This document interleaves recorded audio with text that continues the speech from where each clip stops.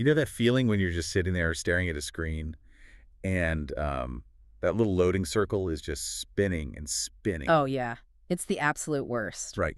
And you have absolutely no idea what's wrong. Like you look at your Wi-Fi icon, it shows full bars. Yep, it says you're perfectly connected. Exactly. Yeah. But the internet is just inexplicably broken. And because you can't actually see the data flowing through the air, how on earth are you supposed to know what's happening behind the scenes? Well, I mean, it's incredibly frustrating for most people, mostly because a computer network just feels like this giant invisible black box. Oh, totally. When it works, it's magic. But when it doesn't, you just want to throw your laptop right out the window. I have been there so many times. I was actually looking through our source material for this deep dive. It's a really detailed networking presentation from Swella Technical Community College. Oh, right. Yeah, the Soella deck. Yeah, and they introduced this perfect analogy to visualize the problem. So think of a physical model train set. Okay. If your little model train stalls on the tracks, you can just lean over and look at it, right? Right. You see exactly where the problem is. Like maybe a piece of the track disconnected or something. Exactly. Or, I don't know, the cat knocked a toy onto the rails. Right. Yeah. But a computer network doesn't give you a visual like that. Well, not unless you have the right tools looking for the right signals anyway. Which really brings us to the core mission of our deep dive today. We're going to unpack the internet's built-in check engine light. The check engine light. I love that. Yeah, it's a foundational protocol called ICMP, which stands for Internet Control Message Protocol. Okay. And by the end of this conversation, you're going to understand the underlying mechanics of how your devices actually diagnose network problems behind the scenes. So we're kind of shortcutting all that overwhelming technical jargon. Exactly. We're just going to look at the real-world logic of how your daily tech functions when things go wrong, giving you those aha moments. Well, I am very ready for this. But to really grasp how these tools fix the internet, we probably need to establish the baseline of how the internet actually moves data in the first place, right? Right. Because ICMP doesn't just operate in a vacuum. It definitely doesn't. To understand ICMP, you first have to look at standard IP, so the Internet Protocol itself. Okay. And the most crucial thing to realize about standard IP is that it's what network engineers call a best effort protocol. Best effort. Mm. That sounds not very reassuring. It isn't. I mean, it tries its hardest to deliver your data packets from point A to point B, but it makes absolutely zero promises. Wait, really? Zero promises? None. It is entirely blind, it doesn't guarantee delivery, and it doesn't even inherently track if a packet actually made it. Okay, let's unpack this. So standard IP is basically like dropping a letter in one of those blue postal boxes in the corner, but without paying for a tracking number. Yes, perfect analogy. You're just trusting the postal service to do its best. Mm. But if the address you wrote down doesn't exist anymore, or the mail truck catches fire, the delivery just fails. Yep, and standard IP doesn't even bother to tell you. It just discards the undeliverable packet and moves on to the next one. Wow. And that is exactly where ICMP steps in.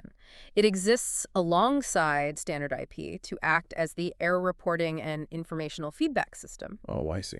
So back to your postal analogy, ICMP is like the separate administrative system where the local postmaster writes a brand new letter, sends it back to your return address, and says, hey, we couldn't deliver that first letter because the house was demolished. So it's literally the return to sender stamp, just with a detailed explanation attached. It is, but, and we should be very clear on this one thing, ICMP does not make IP reliable. Right. It doesn't magically rebuild the demolished house and force the delivery through.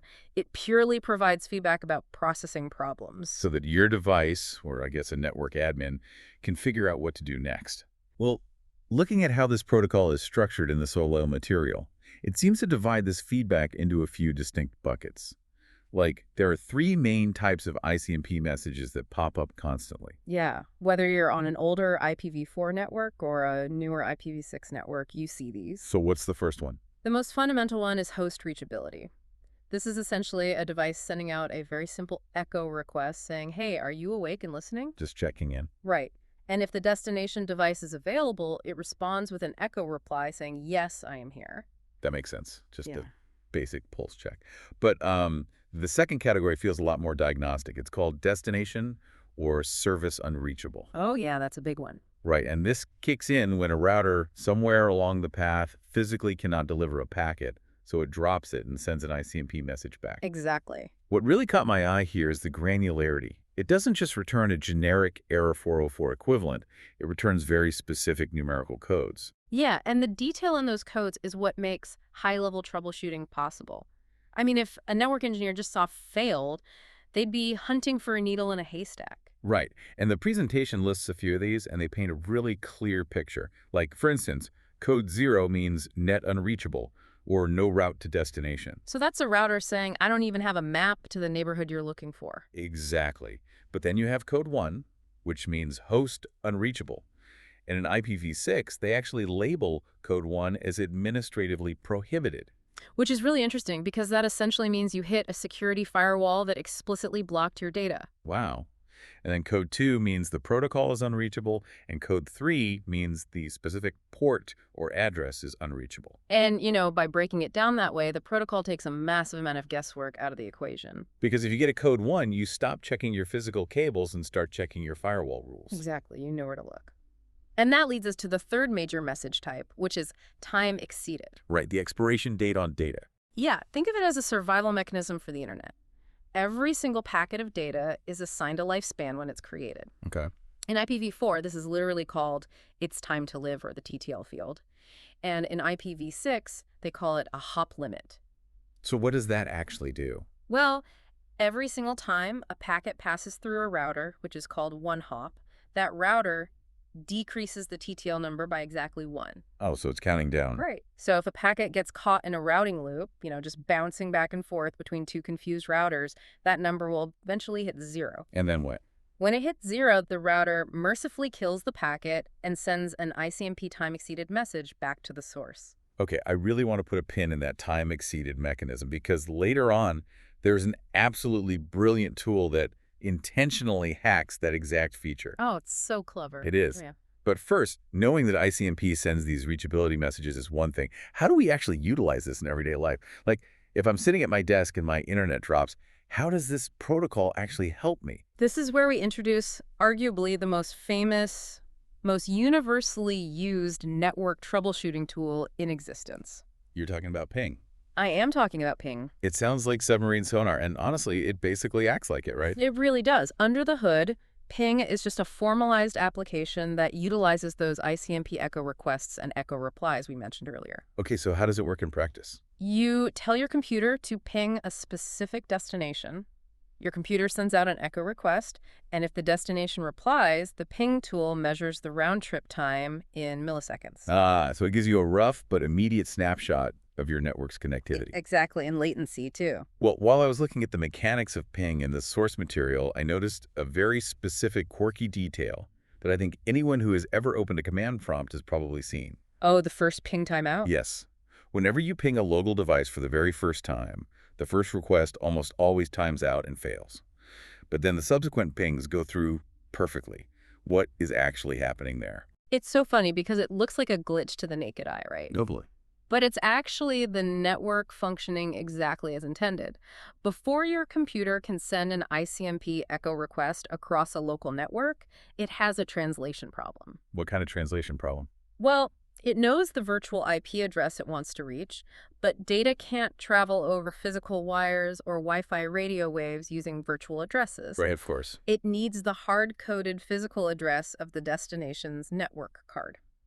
And that's called a MAVI address, or Media Access Control Address. Wait, so the computer has to pause the ping to go look up a physical address? That's the core of it, yeah. In IPv4 networks, this lookup is handled by something called the Address Resolution Protocol, or ARP. Okay. Your computer literally broadcasts a message to the entire local network shouting, hey, whoever has the specific IP address, tell me your MAC address. That's amazing. And the target device hears it and replies. Now, that process takes a tiny fraction of a second. But sometimes, that ARP resolution takes just a few milliseconds too long, which causes the very first ICMP ping request to hit its timeout threshold. Wow. But once the ANMI address is cached in your computer's memory, the second, third, and fourth pings go through instantly. So all this time, when I saw a request timed out on that first line, the computer wasn't failing to connect. He was just busy asking for directions. Exactly. It's just pausing to ask for directions. That clears up a mystery I've wondered about for years. So let's put this into a real-world scenario for you listening. Say you're working from home. You're trying to join a video call and your connection just totally dies. A classic scenario. Right. You open your command prompt. The Sewella presentation outlines a very specific logical progression for troubleshooting using ping. Where do you begin? You start by isolating the variables, beginning closest to home. So the very first step is to ping your loopback address. Right. And for IPv4, that's universally 127.0.1, right? Yeah. And for IPv6, it's just : 1. Yeah. But who are you actually talking to when you ping that? You are talking to yourself. Wait, really? Yeah, the data never actually leaves your computer. When you ping the loopback, the signal goes down into your computer's internal software stack, turns around, and comes right back up. So what does that actually prove? Like, if my Wi-Fi card is totally fried, does the loopback ping still work? It very well might. A successful loopback ping only proves that the IP software protocol is properly installed and functioning within your operating system. Oh, I see. It tells you that your computer is logically capable of networking. It says absolutely nothing about your physical network cables, your Wi-Fi card's hardware, or the router downstairs. Okay, so step 1 basically just proves I have a pulse. Exactly. Good to know. So step 2 is moving one step further out, right? Pinging the default gateway, which for most people at home, that's just the wireless router sitting in the living room. Right. This step tests the integrity of your local area network. You're basically asking, can my laptop successfully transmit a signal through the air, reach the router, and get a signal back? So let's say I ping the router and it times out entirely. But I grab my phone, which is on the exact same Wi-Fi, and it can access the internet just fine. That tells me the router itself isn't broken. Precisely.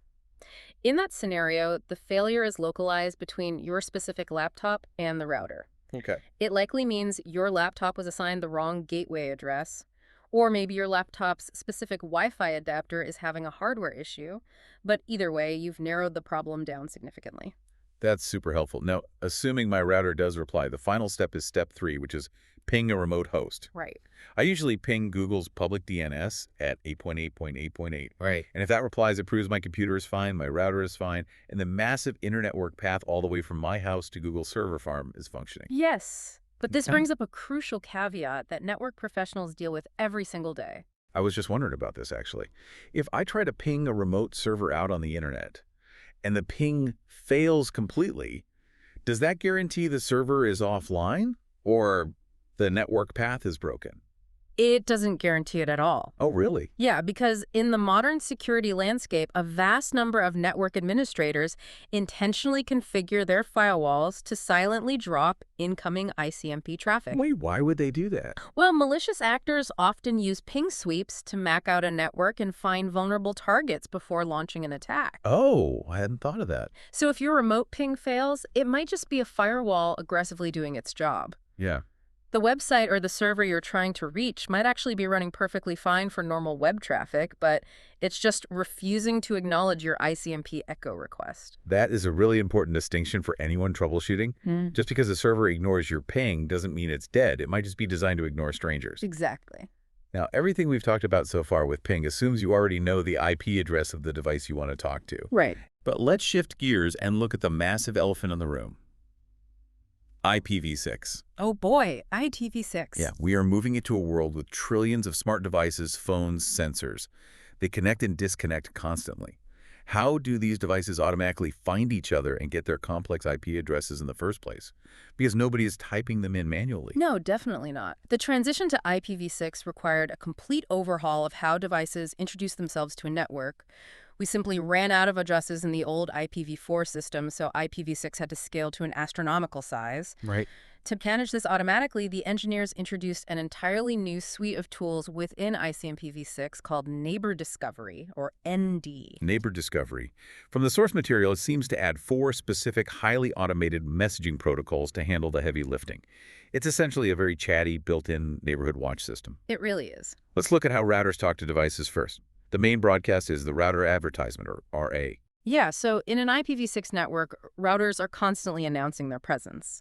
Roughly every 200 seconds, a router will blast a router advertisement message out to every single IPv6 device on its local link. Okay. It's essentially standing on a soup box saying, "Hello everyone, I am your router. Here is our global network prefix, here is our DNS information, and please use my specific link local address as your way out to the internet." And devices use that announcement to figure out their own addresses, right? Yeah. Through a process called SLAAC. Yes, stateless address auto-configuration.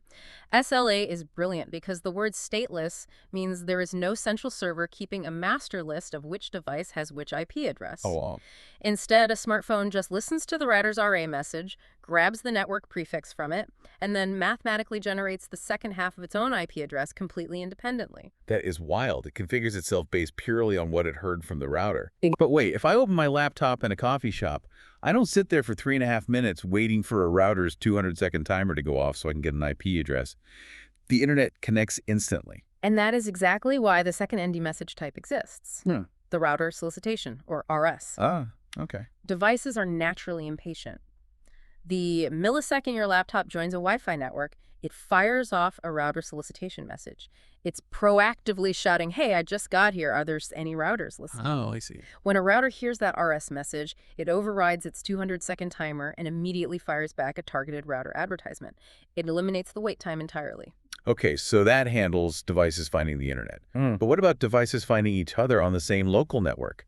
Like my laptop trying to send a document to my wireless printer. Right. In the old IPv4 days, you mentioned they used ARP to find the physical MS address by shouting to the whole network. How does IPv6 handle it? IPv6 abandoned ARP entirely. Instead, it handles this through two more ICMPv6 messages, neighbor solicitation, or NS, and neighbor advertisement, NA. Okay, how do those work? When your laptop knows the printer's IPv6 address but needs its physical MSE address, it sends out a targeted neighbor solicitation. But it doesn't shout to the whole network like ARP did. Okay. It sends it to a very specific multicast group, basically asking whoever owns this specific IP, what is your hardware address? And the printer hears it and replies with a neighbor advertisement containing the MSE address. Okay, here's where it gets really interesting to me.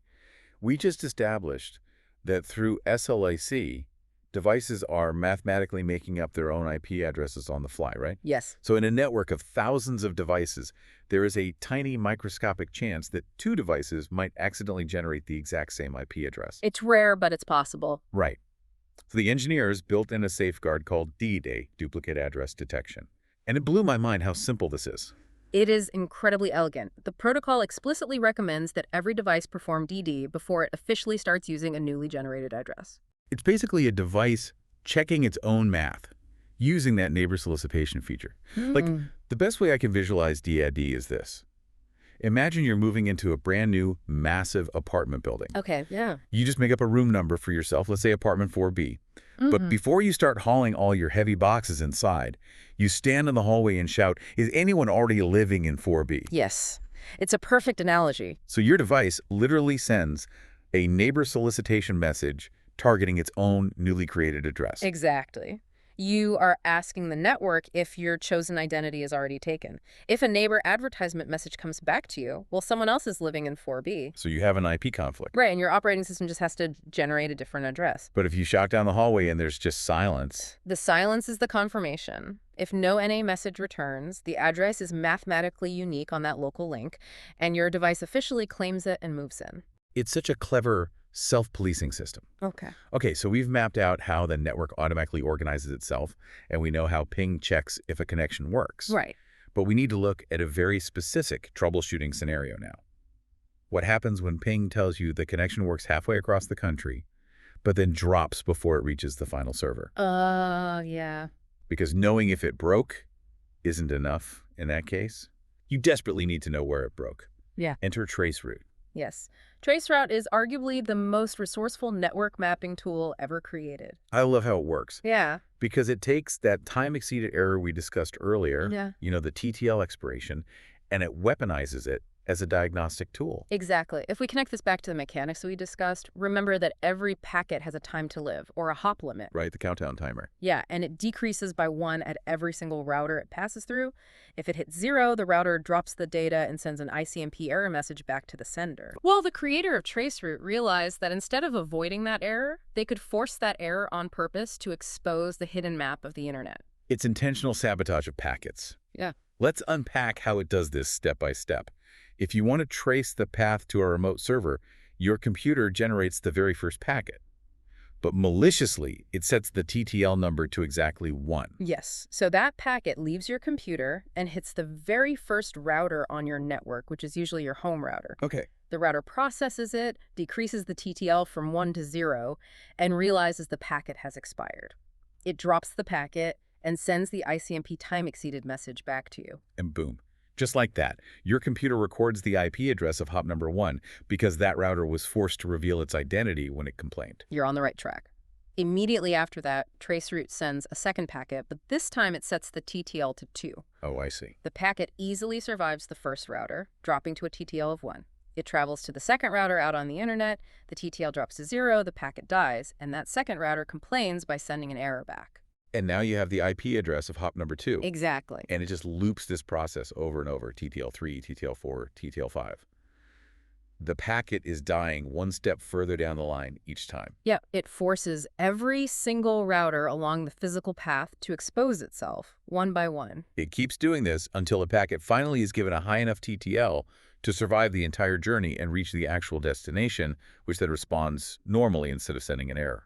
It is a phenomenal hack of the underlying protocol. And beyond just revealing the path, traceroute provides critical performance metrics. Like what? Well, just like ping, it reports the round-trip time for each individual hop. So you aren't just seeing the map, you're seeing exactly where the traffic jam is happening. Precisely. If hops 1 through 4 respond in 2 milliseconds, but hop 5 suddenly takes 300 milliseconds to reply, you've pinpointed the exact router or physical fiber link on the internet that is congested. That is incredibly useful. It is. And additionally, if a router along the way refuses to reply, perhaps due to a firewall blocking ICMP like we mentioned earlier. Right. Right. Traceroute simply prints an asterisk on your screen. If you start seeing repeated asterisks from a specific point onward, you've found the exact location where your data is falling into a black hole. So what does this all mean for you listening right now? The grand summary, the ultimate takeaway for your personal troubleshooting toolkit is this. Ping tells you IF the internet works. Traceroute tells you where the internet breaks. Perfectly said. And ICMP is the invisible diagnostic language making all of it possible. It really is the unsung hero of network stability. Without it, standard IP would just be blindly throwing data into the void. So the next time you're on a video call and it suddenly freezes, or, you're trying to load a web page and it hangs endlessly, you don't have to just stare blindly at the loading wheel anymore. Right. You can actually mentally visualize those ICMP echo requests flying out of your router, counting down their hop limits, maybe timing out while looking for a MAC address, and realize that there is a highly structured, rapid-fire diagnostic conversation happening under the hood of your device every single second. That's a really great way to visualize it. But, this raises an important, slightly concerning question based on the security realities we discussed today. It's a thought I want to leave you with. Okay. We noted a few times that modern firewalls and security settings frequently block ICMP messages on purpose.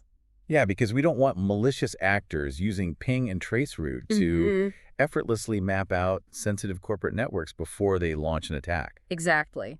But by its very nature, ICMP is a network openly sharing its architectural floor plan and its diagnostic health with absolutely anyone who bothers to ask. Right. Because of that inherent risk, modern networks are increasingly adopting a deny-all approach, locking down and blocking ICMP entirely to remain invisible. Wow. So the provocative thought to ponder is this.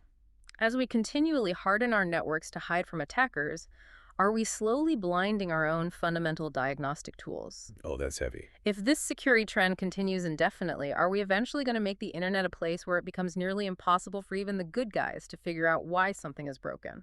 We are literally securing the network by breaking the tools designed to fix it. Yep. That is a wild trade-off to think about.